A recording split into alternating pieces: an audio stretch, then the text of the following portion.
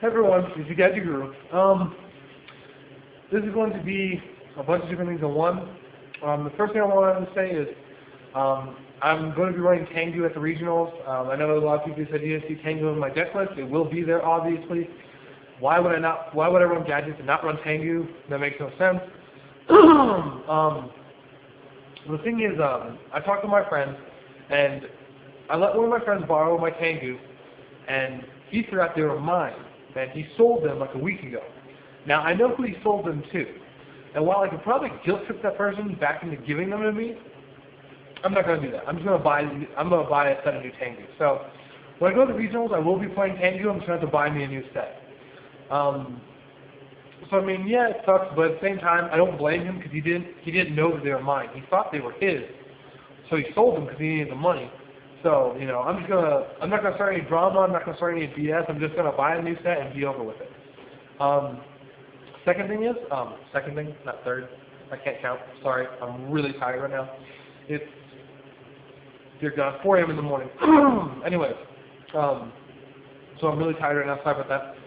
After everything was said and done, I paid all my bills, all that kind of good stuff. After just this paycheck, I have $200 to play with. Money. So buying a set of three new Tengus won't be too bad. I mean, it'll cost me about $60 or so, but I can deal with it.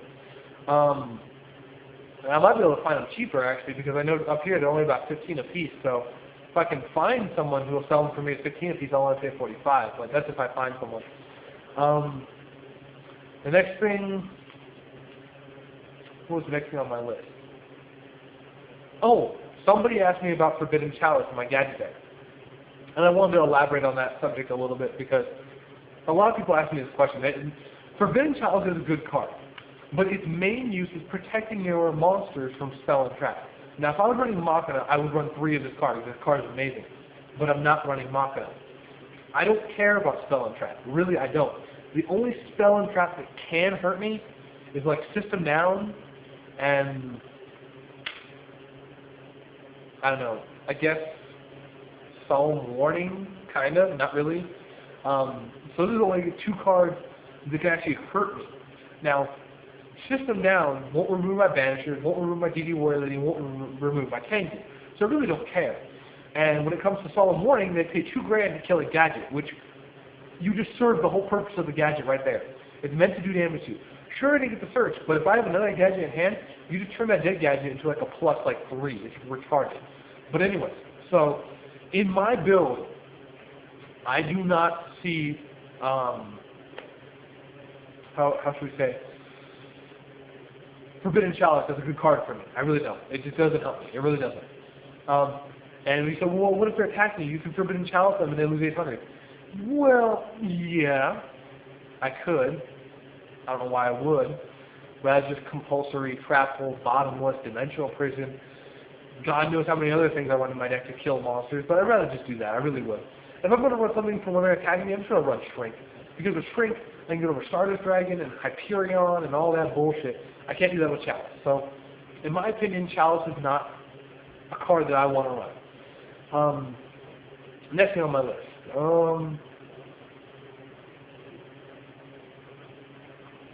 Yeah, Jack in the Box. What was I going to say? Sorry, give me a second. I'm trying to remember. Oh, I was going to talk about the support Konami's giving us. Recently, Konami's been releasing a lot of support. And there's been some Blackwing support, there's been some X-Acre support, there's been some support here and there all around the thing. But all the support they're giving us is garbage. And it's crap. Yet, the structure decks they're giving us are getting more broken and more broken as we go. Why would they do this? Well, a lot of people, I've heard a lot of people complain that structure decks are way too powerful today because you can take 3 structure decks, build a winning deck, and boosh, just run with it. And that's pretty much true. I mean, I still think you need to buy other Exceeds and Staples and stuff like that. But I mean, the new structure deck did come with Solemn Judgment, so that's pretty impressive actually. They came with a common Solemn Judgment. That's pretty impressive. But I think they're doing this to give players more of a fighting chance. Like, think about it. All their reprints, Blackluster Soldier, Royal Oppression got banned, so I don't even know why they reprinted the fucking thing, but whatever. Blackluster Soldier, Power Duality, Gold Sarcophagus, Solemn Warning, Solemn Judgment, Mirror Force, all these reprints are making all the cards available to all the players. So I think what Konami is trying to do is remove the money element from the game. They really are. They're trying. Now, players are still going to hype up certain cards and make them cost ungodly amounts, like tour guides. There is no reason tour guides should cost $150 or more. Like, that's just fucking retarded. I think it's down to like $100 something right now, but whatever. There's no reason it should cost that much. There's just not. But that's the players hype it up to because they're like, oh, this card's off the wall broken and amazing. You have to pay this much to get it. And unfortunately, people buy it for that price. If people didn't buy it for that price, the players would go, let's get it lower and lower and lower until it's an acceptable price. But they don't do that.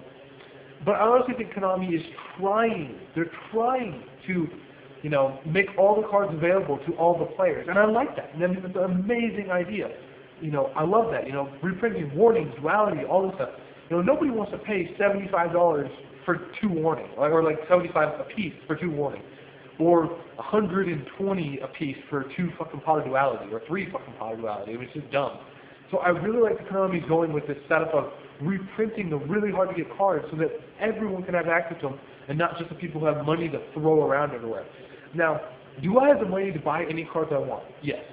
Simply put, I make about an extra $200 to $250 a week usually.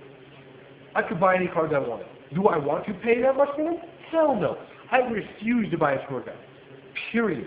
Not going to happen. I think spending any more than $20 on a card is fucking preposterous. I really do. I can't stand it. I mean, Tengus, I understand they're so good and so avid, and people are going to hype up the price a little bit, and that's fine. But if those things went above $25 each, I wouldn't touch them. I wouldn't even touch them. I wouldn't care. Like, nope, don't want them. Not worth it. So overall, I like the way Konami is kind of going with that. One thing they need to improve on is their ruling.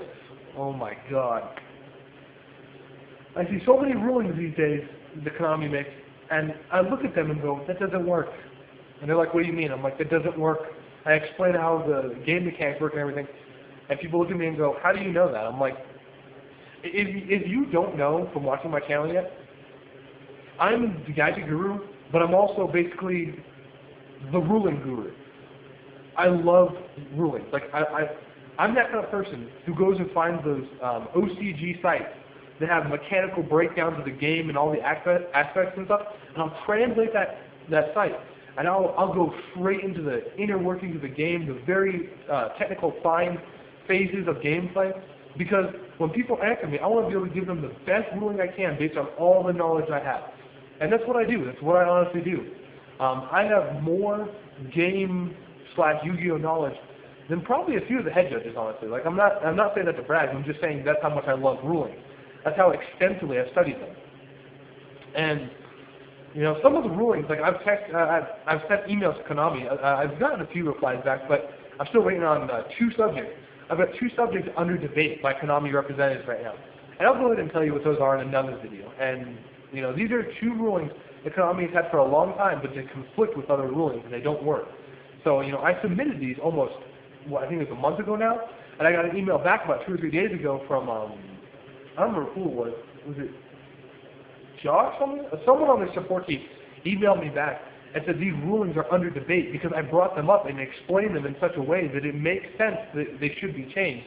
So I'll go ahead and I'll go over that in the next video, but I just wanted to kind of give you my opinions on a few things, including the reprinting they've been doing, what's happening with the Tengus, all this other stuff. So, I will be going to regionals. I will have those Tengus, so don't think I'm a noob. Like, I'm not like, oh, is he not going to run Tengus and gadgets? No. Why the fuck would I not? Tengu is broken. But anyway, so that's it for this video. Next video will be in, how should I say it? Delving into the rulings, I guess you could say. I don't know. Something stupid. But if you don't like technicalities and rulings and game mechanics, don't watch it, please. It will just hurt your brain. So this is Gadget Guru, and I will see you in like 3 seconds when I make the next video. Jack in the box! Jack in the Box.